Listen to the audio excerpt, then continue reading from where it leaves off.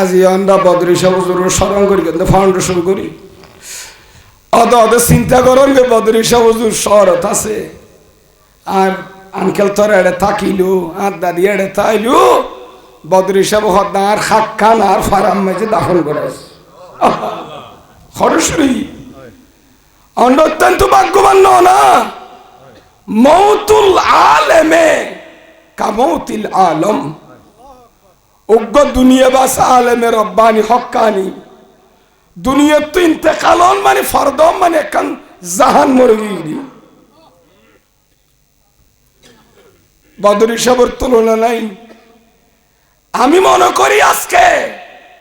এই মাহফিল সার্থক হবে কখন বদরি সাহেব হুজুর যে মসলকের উপর ছিলেন, বদরি সাহেব হুজুর যে আহলে সুন্নাত জামাতের মতাদর্শের একজন সৈনিক ছিলেন, বদরি সাহেব হুজুর যে একজন